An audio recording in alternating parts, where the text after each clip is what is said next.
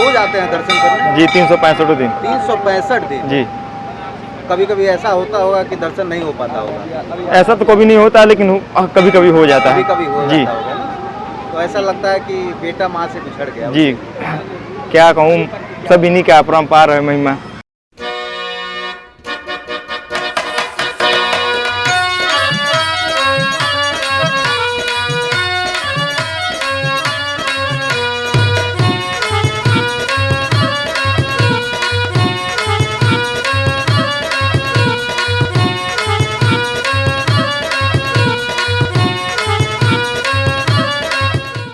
विष्णु प्रभाकर गांव वाले रिपोर्टर का आप सभी को नमस्कार है। सिसवा बाजार, महाराजगंज जिला और हट्ठी माई का स्थान।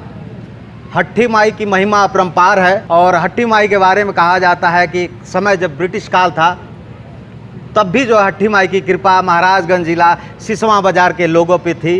एक समय ऐसा भी था कि सिसवा बाजार बाढ़ में डूब रहा था, यहीं सटे मिल के पास नाव चल रहा था, लेकिन सिसवा बाजार खास करके कस्बा के लोगों को हट्ठी माई ने बचा लिया।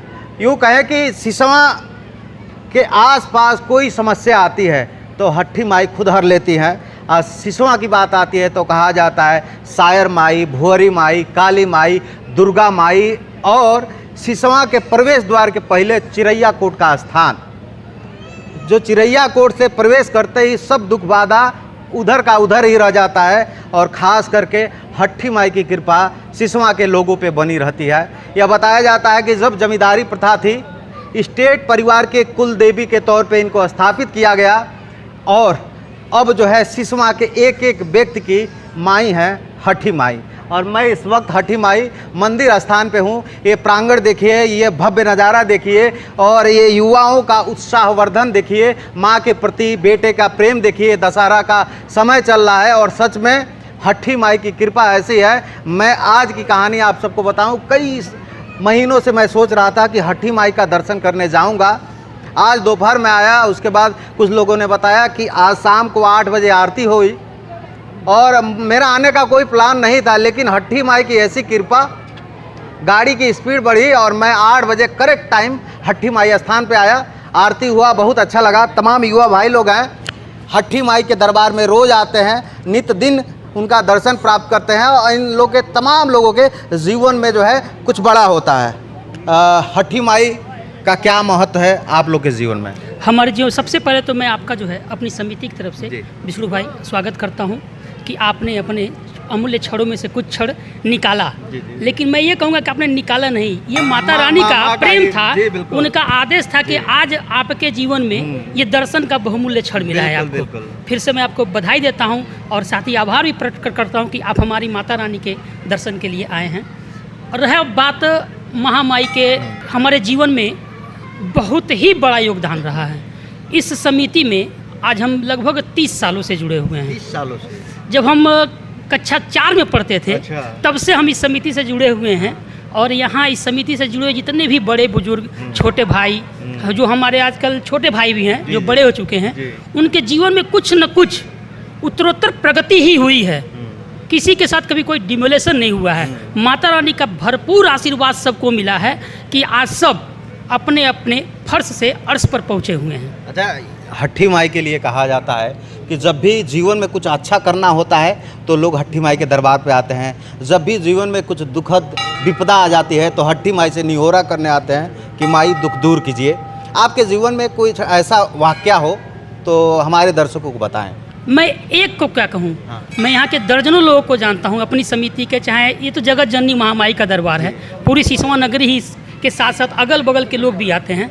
अगर मैं उदाहरण के तौर पे कहूँ तो मैं अपना ही कहता हूँ कि आज से 7-8 साल पहले मेरे बड़े बालक का जो है बहुत ही ज़्यादा तबीयत डिस्टर्ब हो गया था। इतना डिस्टर्ब हुआ था कि हम लोगों ने जो है एक तरह से उम्मीद छोड़ दी थी।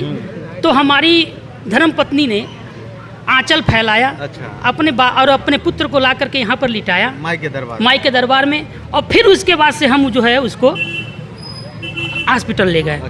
और ये माई का ही जो है आशीर्वाद था कि महज 8 घंटे में हमारा बालक पूर्णतः स्वस्थ होकर के, मैंने एकदम क्रिटिकल कंडीशन था, और 8 घंटे में बेटा जो है स्वस्थ होकर के वापस आया। महामाई का जो कृपा है आशीर्वाद। और तभी से जो है माता जी कई से क्षण जुड़े हैं। ऐसे आते जी। हैं जब हम अपने ज़िंदगी के कुछ फैसले ले नहीं पाते ले हैं। नहीं पाते हैं जी। तो हम क्या करते हैं, हमें कुछ नहीं करना होता है, हम यहाँ आते हैं, जी।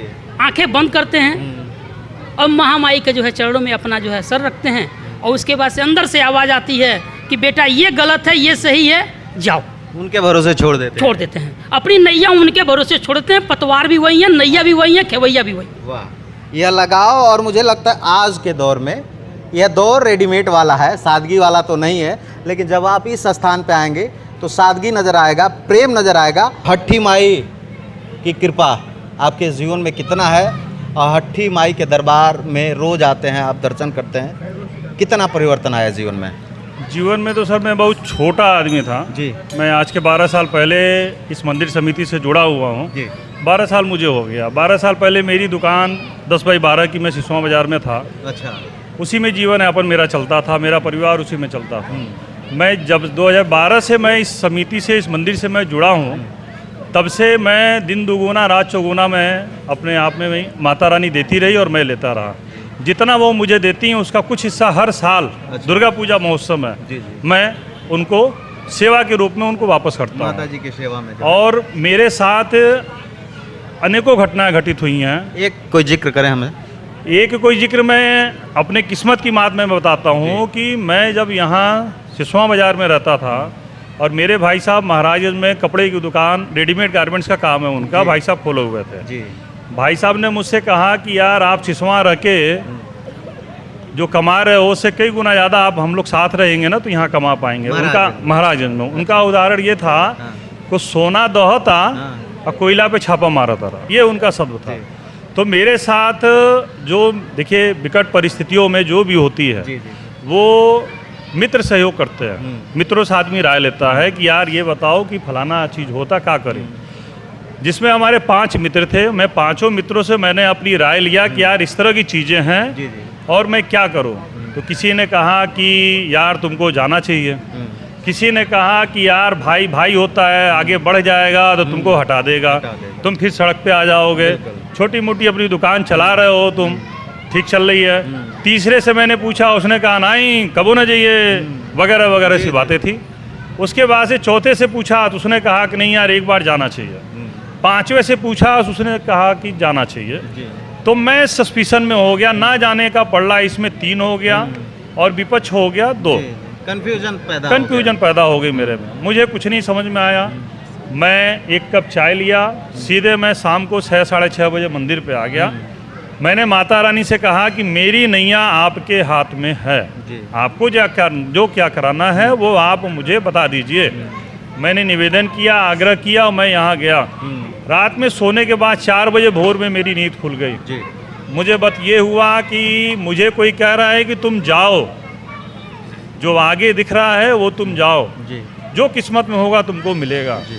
और 4 बजे मैं उठा, 6 साढ़े 6 बजे मैं तैयार हुआ, एक कपड़ा लिया। कपड़ा लेने के बाद बस चलती है महाराजगंज के लिए 7 बजे से। मैं 7 बजे बस पकड़ा और 9 बजे तक मैं महाराजगंज जाके मैं दुकान पे बैठ गया।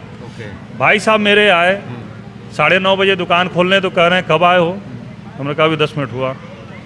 तो उन्होंने कहा बताया नहीं। हमने कहा कि मुझे बताने का मौका ही नहीं मिला। माता रानी ने मुझे ऐसा कहा कि तुम जाओ।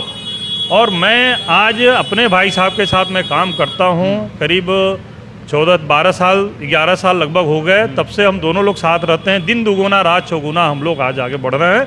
मेरी फर्म वहाँ श्री राधा ओजरी महाराजगंज में है, रेडीमेड गारमेंट का। माता रानी की कृपा से बहुत अच्छा कारोबार चल रहा है। और वो प्रेम भी बना हुआ है, वो प्रेम भी बना हुआ है। और वो सहयोग बस मेरी माता रानी ने किया कि जो एक भाई का प्रेम है वो प्रेम बना हुआ है।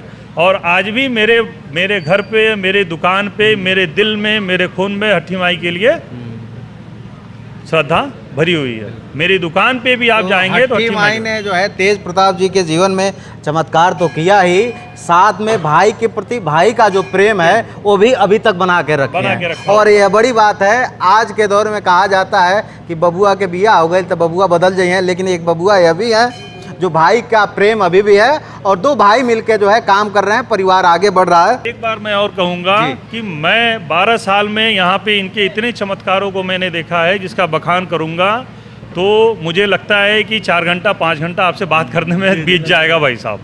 इधर यहाँ समिति से जितने भी लोग जुड़े हुए हैं, जितने लोग इस समिति से जुड़े हुए हैं, दिन दुगुना रात चौगुना वो बढ़ रहे हैं। मैं गारंटी के साथ सारे समिति के कार्यकर्ताओं की तरफ से मैं चैलेंज करता हूं कि हट्टी माई स्थान पे श्रद्धा से कोई भी भक्त अगर मांग ले तो वो पूरा होना है, वो खाली नहीं जाएगा। मैं गारंटी के साथ कहता हूँ, एक बार आप भी आइए, माता रानी का दर्शन करिए, श्रद्धा भाव से आप जो भी मांगेंगे गारंटी है कि आपको मिलेगा। मैं नंदू जी को धन्यवाद करूंगा। नंदू जी, कब से जुड़े हैं आप यहाँ माता रानी के? जब से विष्णु भैया, आपको बहुत बहुत बधाई है और धन्यवाद मैं करना चाहता हूँ अपने तरफ से और कमेटी के द्वारा करना चाहता हूँ। आपने बहुमूल्य समय निकाला और हमारी बातों को सुना आपने, इसके लिए हम लोग तहे दिल से आपका स्वागत करते हैं, अभिनंदन करते हैं। और मैं यही कहना चाहता हूँ भैया कि जब से माता रानी के आशीर्वाद से, जब से मैं होश संभाला हूँ, माता रानी को तो मैं नहीं देखा हूँ न जाना हूँ, जब से मेरा होश है मैं तब से माता रानी का सेवा करते हैं हम लोग, और दिल से और आस्था के साथ करते हैं। और जो हम लोग से होता है उतना हम लोग मेहनत करते हैं अपने समिति द्वारा, अपने शरीर के द्वारा। और माता रानी सारी मुरादें पूरी करती है। यस, माता रानी का कुछ कहना नहीं है, यहाँ सारा मुरादें जो है मांगना नहीं है, माँ इंतजार में आए कि बेटे आए। तो हट्टी माई की मैं अगर कहानी की बात करूं तो एक एक व्यक्ति के साथ कोई ना कोई कहानी है, और जिक्र की हम बात कर रहे हूँ तो एक बड़ी कहानी हो जाएगी। लेकिन आपको सच में मैं बताऊं, जब आप हट्टी माई स्थान पे आएंगे तो एक दिव्यता दिखती है, और ख़ास करके सिसवा के लोग हट्टी माई को अपना माई मानते हैं, और इनके जीवन में कुछ भी उपलब्धियां होती हैं, चाहे कुछ अच्छा हो, चाहे कुछ बुरा हो, चाहे कुछ शिकवा करना हो, चाहे कुछ शिकायत करना हो, या फिर माता से कुछ मांगना हो, तो यहाँ के लोग आते हैं। खास करके तमाम औरतें जो हैं आंचल फैलाकर माँ से मांगती हैं, कभी बेटे की शादी के लिए, कभी बेटे के लिए, कभी बेटी के लिए, तमाम मुरादें मांगते हैं और तमाम मुरादें पूरा होता है। और इसका नज़ारा आप मेरे पीछे देख सकते हैं कि किस तरीके का भीड़ है। ये हट्टी माई की कृपा है। आज का ये वीडियो आप सबको कैसा लगा कमेंट करके ज़रूर बताइएगा। गांव वाले रिपोर्टर विष्णु प्रभाकर का आप सभी को नमस्कार। जय हट्टी मैया।